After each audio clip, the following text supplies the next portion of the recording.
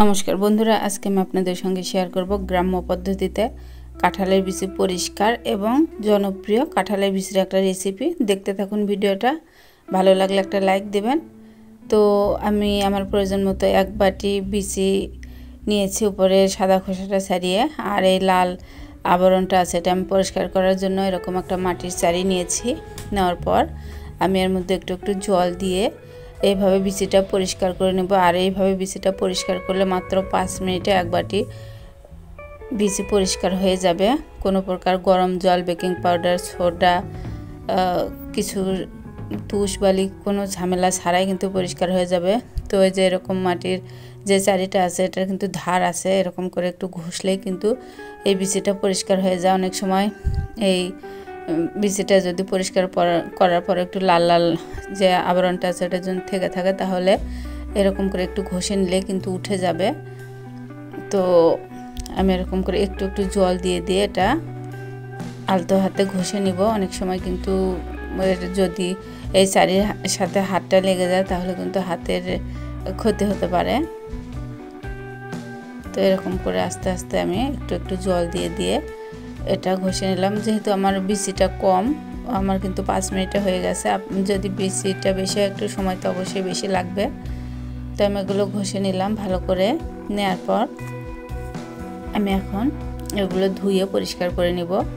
তো দেখতে পাচ্ছেন বন্ধুরা কত তাড়াতাড়ি এই বিচিগুলো পরিষ্কার হয়ে গেল, আর এটাতে কিন্তু হাতের একটুও ক্ষতি হয়নি।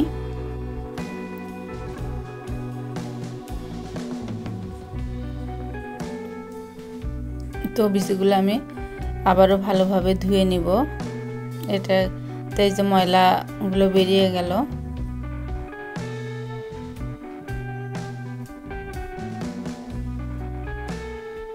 তো এগুলো আমি আবারও ভালোভাবে ধুয়ে নিয়ে এটা কিন্তু প্রেসার কুকারে একটা সিটি দিয়ে নিব। আপনারা চাইলে হাঁড়িতেও দিতে পারেন। তাড়াতাড়ি সিদ্ধ হওয়ার জন্য আমি এটা কিন্তু প্রেসার কুকারে দিয়ে দিব।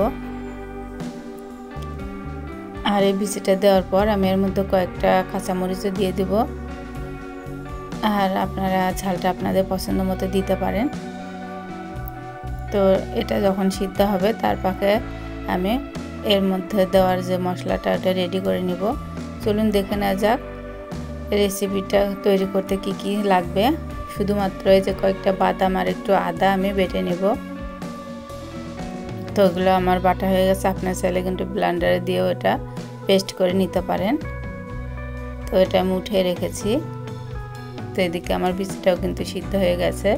আর আমি এখান থেকে উঠিয়ে কয়েকটা বিচি রেখে দিব, আর অধিকাংশটা আমি পাটায় বেটে নিব। আপনারা চাইলে কিন্তু মিক্সিতেও এটা পেস্ট করে নিতে পারেন। তো মরিচ সহ আমি এগুলো বেটে নিলাম। তো নেওয়ার পর এগুলো উঠিয়ে আমি এগুলো এখন জল দিয়ে ভালোভাবে মিশিয়ে নিব। আস্ত বিচিগুলো কিন্তু এর সঙ্গে আমি দিয়ে দিলাম। এই বিচিগুলোর এই যে রেসিপিটা আমি আজকে ডাল রান্না করব, এটা কিন্তু আমার হাজবেন্ড খেতে খুবই ভালোবাসে।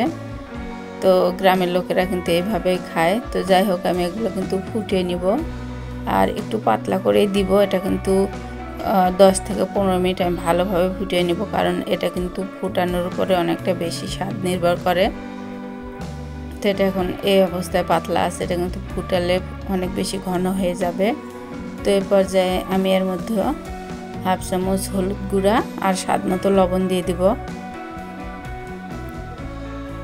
তো দেওয়ার পর আমি এটা আবারও ভালোভাবে মিশিয়ে দিচ্ছি।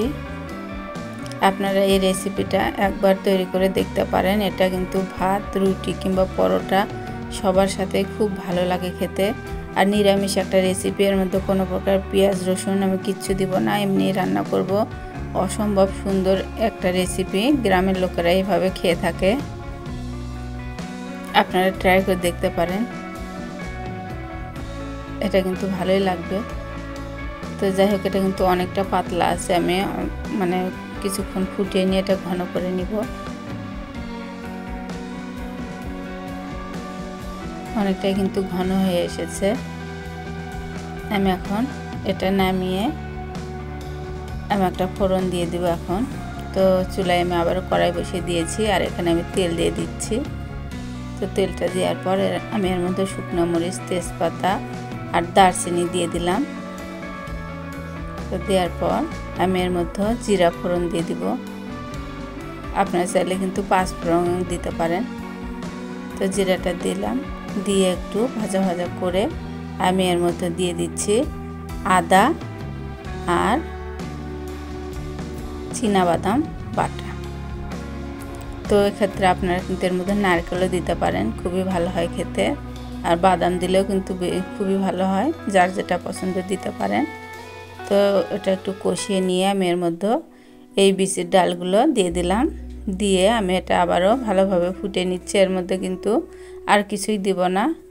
তো বন্ধুরা, এটা কিন্তু ফুটিয়ে নিলে আমার তৈরি হয়ে গেল কাঁঠালের বিচির ডাল। আপনারা একবার তৈরি করে দেখবেন, আমি আশা করি সবার ভালো লাগবে। আর এই রেসিপিটা দেখার জন্য আপনাদের অসংখ্য অসংখ্য ধন্যবাদ। আবারও দেখা হবে পরবর্তীতে নতুন কোনো ভিডিওতে। সে পর্যন্ত সবাই ভালো থাকবেন, সুস্থ থাকবেন। আজকের মতো এখানেই।